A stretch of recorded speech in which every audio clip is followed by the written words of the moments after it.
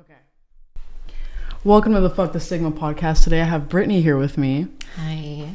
So I just met Brittany and I have a lot of questions. So, how would you describe yourself as someone who's just now meeting you? I would describe myself as a transgender woman. Mm-hmm. I was born male and I transitioned around 13 years old to female. Okay. How was that process? It was, I feel very blessed in having my mother's and my grandmother's support. But it was very difficult with some family members. Mm-hmm. You were like experiencing stigma, like kind of not being accepted, maybe? Yeah, a lot of stigma and judgment. Mm-hmm. And on top of all of that, I was battling like my own demons in a way, like dealing with depression and not feeling like comfortable in my own body. Yeah. It was very difficult. You said you started transitioning around the age of 13. Yeah. I kind of want to know, like, I kind of want to educate people who are watching, like, what it's like being transgender and, like, kind of, like, what that looks like, what's going through your head. So, kind of what was going through your head when you were 13? So, around 13 is kind of the age when your body starts changing. Mm-hmm. And I feel like tends to be a wake-up call for a lot of trans youth. For me, it was traumatizing, like having hair growing on my body and like just physically seeing changes was torture. Like even looking in the mirror, it was already difficult for me before to even accept myself in the mirror because I wanted to be female. I felt inside like a girl, and it was just my body didn't align up, and it was mentally torturing. Yeah. Yeah. So, before 13, you kind of, like, had an idea. Like, how was it growing up? Like, say, wearing clothes. Like, what was going through your head in terms of, like, I don't feel right? Well, I had always... Like, as a kid, I played with Barbie dolls, and I would, like, play dress up. I always had long hair, and I think that was just a side of me always identifying with, like, femininity, and I wanted to feel girly. And so I kind of found a way to express that, even within the box of being male, you know. And I started wearing more feminine accessories. I would wear hair extensions, and I'd go to school like that. And it was crazy because I would get so much hate for it. But despite how much hate You did it regardless. I did it regardless. I didn't want to make the haters happy. It motivated me to wear even more feminine and be more girly, even though no one talked to me and I was getting bullied on a daily basis. So it was more important for you to feel comfortable in your skin than to give a fuck about what other people think. Yeah, I was definitely a rebel in that way. But I was also especially with the trans thing, people would kids would tell me, oh, you should probably kill yourself. And what? Yeah, you're going to hell anyways. And it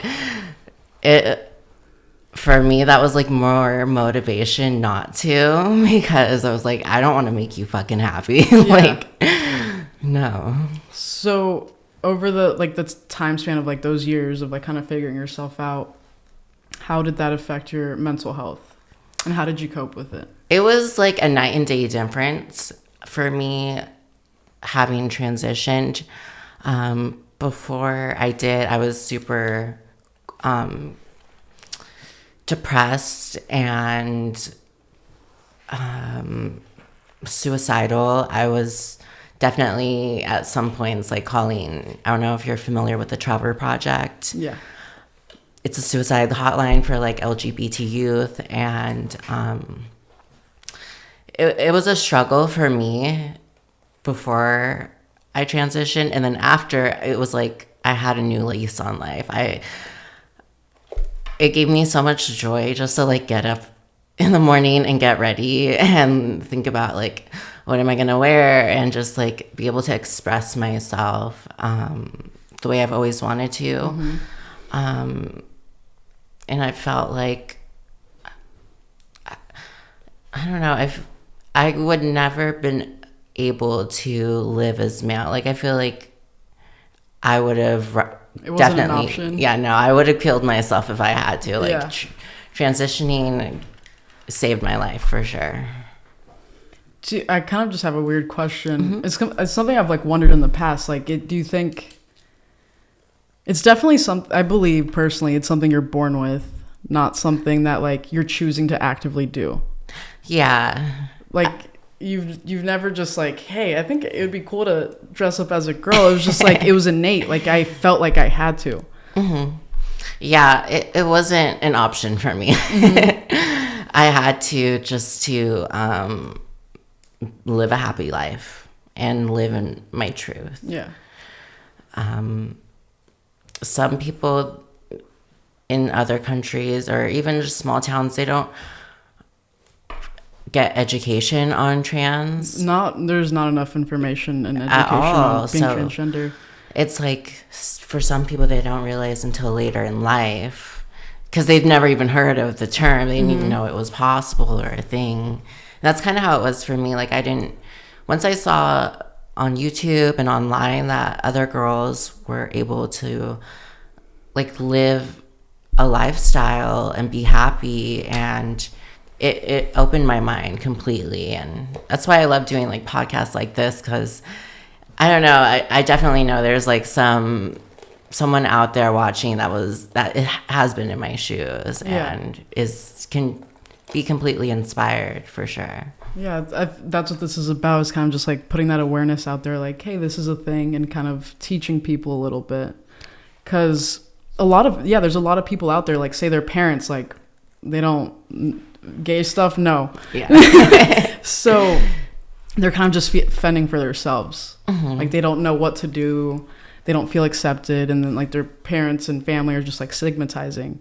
Like, with my brother growing up, he went from female to male. Uh-huh. And it's just, I feel like he didn't understand it, like what was happening, what he was like going through. And like from that like sister perspective, I'm like kind of confused, but I don't know what to do either. So I'm kind of just like watching him kind of struggle a little bit. Yeah. Especially with parents that like don't even believe in therapy and stuff like that. It's just, they feel lost a little bit. Yeah, I mean, you can definitely feel lost for sure. There's no like guidebook on how to transition. Mm-hmm. And everyone's story is different, I feel. Yeah, and there's also people who want to identify as female or male but don't want to do the what's the word? The gender reassignment. Yes, yeah. The gender reassignment. Because like, I don't know what it's about. I don't exactly know like what's going through their head. If you could enlighten me. Like, yeah. Why wouldn't you say you want to identify as a female? Why wouldn't you do the surgery? I mean, I definitely understand that. I think there is like not enough education, because people think, well, transgender means, oh, you want to change your penis into a vagina or vagina into a penis. And that's definitely not the case. I think, how do I say this? Sex and gender identity are different. There are trans people that are non-op. Mm-hmm. So they could get no top surgery, no bottom surgery, and still be happy with their body and just identifying as the gender they feel inside. And then there are pre-op where they plan to have the surgery, and post-op where they end up getting the surgery and they're happy with it, but not every trans person is like that. I know personally, although I've had like cosmetic surgery, I do lean more on the non-op side. I'm not, gender reassignment surgery isn't and has never really been something that I wanted. And I don't feel like I need it to identify as female. Yeah. Yeah. Is it, I just have a question. Maybe people are wondering, is it more about like you care about passing or like appearing as a woman, or like you already feel like a woman even if you haven't had the surgery? I think for some people it can be passing. Personally, I feel like I'm pretty happy without it. And it's not a requirement in my transition. I still, like, I wake up and I feel like a girl, and I don't even think about being trans until someone says something to me, or I read a comment. Like, I forget. Yeah. And I feel like that's a good thing. Definitely. Does that bother you, like the labels, or have you like always accepted the label of like someone referring to you as transgender? I realize that some people need to put things in a box to comprehend it. Yes. And I understand that. So I don't get offended if people say, oh, well, you used to be a man, or look at me a certain way, or see me only as transgender, or actually look at me as a girl and as female. So it only really matters what I think of myself. I feel I allow other people to have their own opinions. Yeah. You know? Yeah, definitely. I feel like we drive ourselves insane caring about other people's opinions all the time. Oh, it's I would crazy. never be happy. No, it's not a life worth living. We have to think about that. So, you had also mentioned sexuality and gender identification are different, two different things. Yeah, I think so. Elaborate. I think, well, I'll use Caitlyn Jenner as an example, because I feel like she is a well-known transgender public figure, and she is a lesbian, but she's also a woman. And I think a lot of people are confused at that. I was. I will admit, like, with my brother being transgender, like, I'm like, okay, cool, man, you're a dude. But I assumed he was gonna be a straight man. And then it blew my mind. I was like, what? When he was like dating dudes. And like it took me a while to wrap my head around it, but I was like, oh, okay. So I didn't really. Yeah, it's crazy. People assume that gender identity and sexuality go hand in hand, but it's like absolutely not the case. I mean, it is kind of for me. Like, I am attracted to men and males, so I guess stereotypically for a female, that would be what you would expect. But there are trans people that can be attracted to they, them, she, her, he, him, like the whole spectrum. Yeah. Sexuality is definitely, especially with my experience with like figuring out my sexuality, I've come to learn it is very fluid. Like, I really cannot help who I'm attracted to, and I've wanted to put my sexuality in this box for such a long time, and I don't know, it makes it hard when you do that. Everybody loves labels. Everybody loves to like, oh, this is what it is and that's how it goes, but it's like we can't do that for everything. There's a gray area. It's not just black and white. There's no rules. No. So you're in the porn industry. I am. I'm an adult actress. How is that? How you prefer it to be? Yeah, that's how I see it. Yeah, because I do see it as acting. Really? Yeah. I always wanted to be an actress. Should have been more specific, but how's been the experience with that? and being a transgender? It's been really liberating for me, especially because I have done 9-to-5s and dealt with things in the workplace where I didn't feel, I felt like I kind of had to hide being trans. I couldn't put it out there. And in the porn industry, I'm like celebrated for it in a way. And it's been really awesome for me, and being able to be financially independent and stable. It's been a blessing. Yeah. I love it. Have you experienced stigmas in the industry? I definitely have. How so? I think a lot of people assume that you have to be on drugs to do what you do and to get through a scene. And it's really sad because I show up to set completely sober. I am there to work, make my money, go home. Okay. I'm not there to party or to get fucked up, or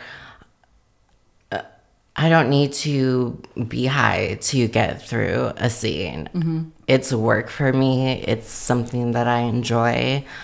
And unfortunately, a lot of people don't see it that way, you know? Yeah. So have you personally struggled with substance abuse in the past? I have.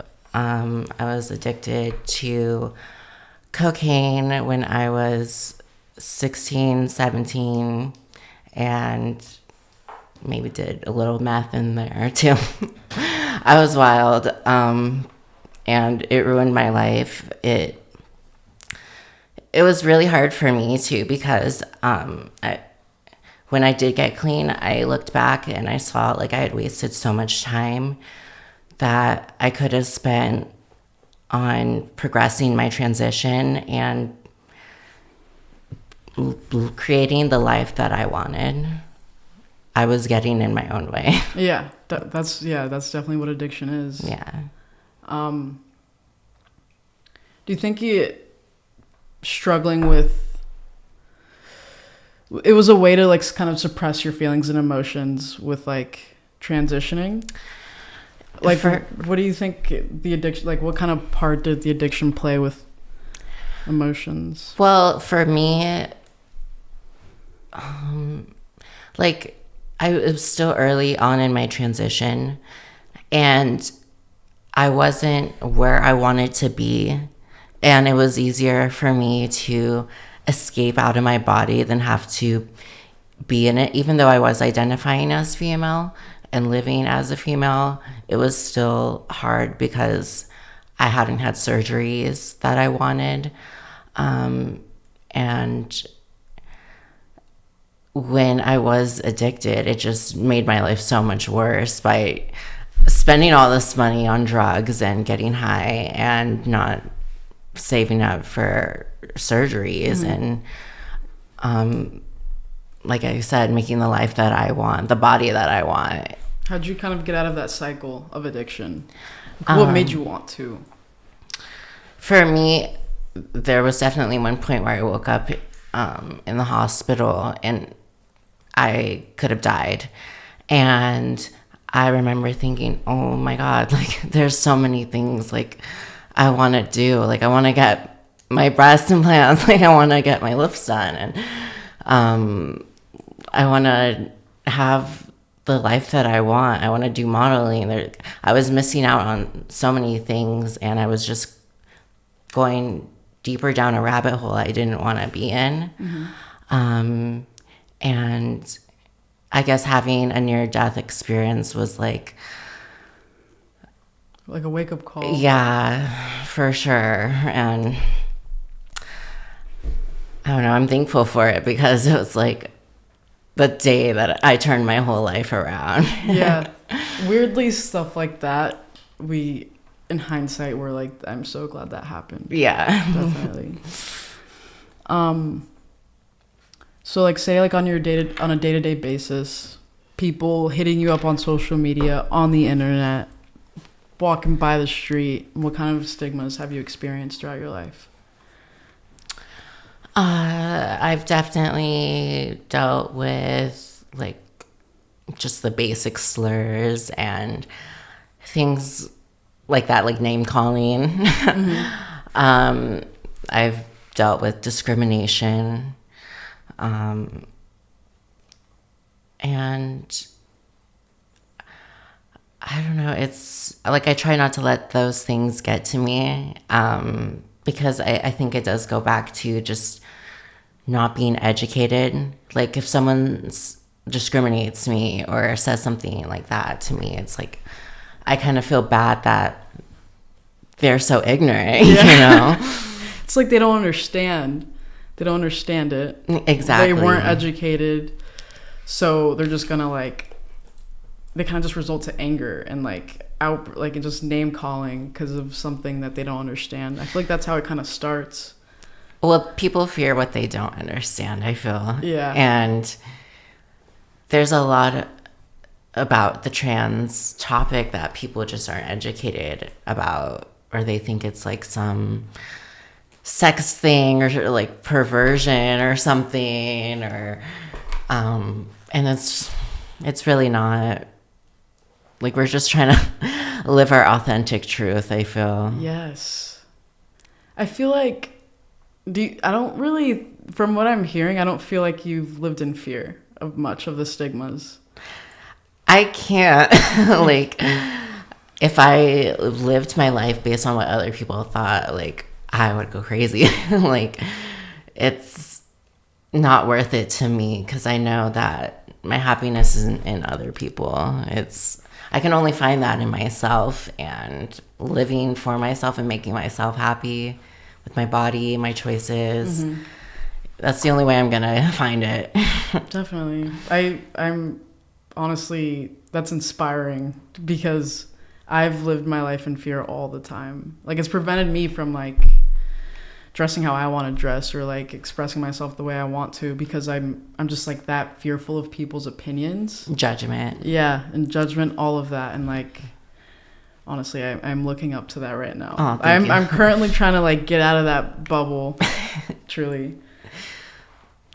So how did you personally like cope with like the bullying and the mean things people would say? I think it's important to not care about what other people think. For me, I look to other people as inspiration, like people I wanted to be like, and I kind of I guess I took a page out of their book and their mannerisms and how they didn't give a fuck about what other people were thinking. Or so having someone that you can look up to is definitely gonna help for sure. Yeah, kind of like an inspiration. It's definitely easier said than done to like not. I don't care what people think, you know, because like I've said that before and definitely still care. Yeah. You gotta train your brain, I think, but definitely like faking it until you're actually making it does help. Mm-hmm. It's all about that like action and like doing it. Would you say today that you're kind of like happy and like confident in your skin and like of like where you are with your gender expression? Oh, absolutely. I would say that I'm exactly where I want to be. I've never felt more happy and in love with my own body. Mm-hmm. And dealing with body dysmorphia is still something that I do struggle with, but now it's at a point where like I have the body that I wish I had when I was 13 and like wanting to transition. I've kind of made all the milestones I've wanted, so I'm super like proud of myself for that. Is there like a certain way that you cope with body dysmorphia today? I guess getting an outsider's view of myself, even though I just said don't care what other people think. But I guess for me, I do have like other trans girlfriends and we'll spot each other. We'll be like, am I just in my head, or are my hips not big enough, or should I get this done, or and I think having that support system definitely helps. For sure.